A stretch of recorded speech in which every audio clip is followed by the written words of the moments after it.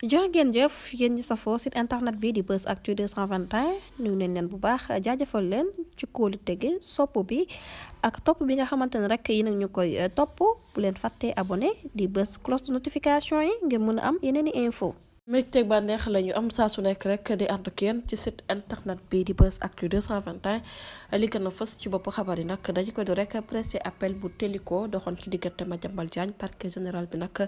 daal nay sàkku rek ñu confirmer daan bi ñu daan journaliste bi ginnaaw renvoi yu bari nga xamante ne rek def nañ ko boobule procès mu ñeel nag wàllum sos bi doxoon ci diggante nag ancien président de l'union des magistrats sénégal di Souleymane Téliko ak journaliste bi di Madiambal Diagne yëf yi nag daal nañu koy amal nekki tey ci altine ji yemook fukki fan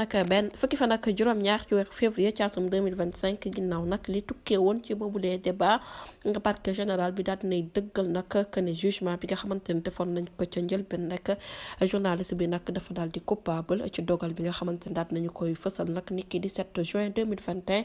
foofa ca tribunal correctionnel bu Dakar dañoo daal di déclaré woon que ne Madiambal Diagne dafa daal di coupable ci sos bi nga xamante ne rek sosaloon na ko kii di Souleymane Téliko moom patron journal Le Quotidien di Madiambal Diagne daañoon nañ ko ñetti weer yoo xamante ne dafay ànd ak sursis daal di koy amaan lu toll ci 600 000 de francs CFA yoo xamante ne rek war na ko joxe waaye Madiambal Diagne moom ci jëmmi boppam rek neneen nag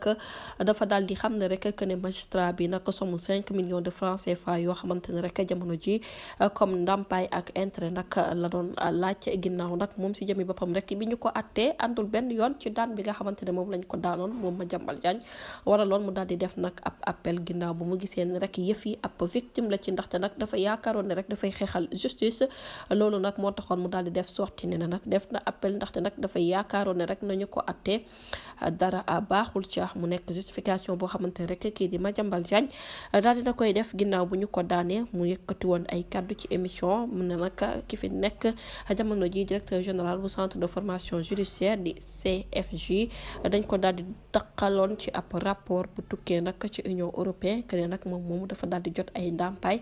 ci cadre mission des chambres africains extraordinaires ci mbirum Hissène Habré ci kanamu cour d'appel bu Ndakaaru nag journaliste bi ma ngay weddi rek que ne moom mi dafa daal di innocence maanaam daal lañ koy toppee deful ca dara waaye nag mel na ni rek boobule rapport nag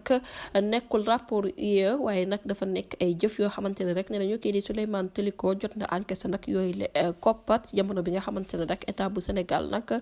moom joxoon na ko lépp luy frais ci boobule mission bu ñàkk dinañ ci ñëwaat ci yeneen i jotaayu xabaar jërë ngeen jëf ci ànd bi bu leen fàtte abonné bës cloche de notification yi ngi dara bañ leen raw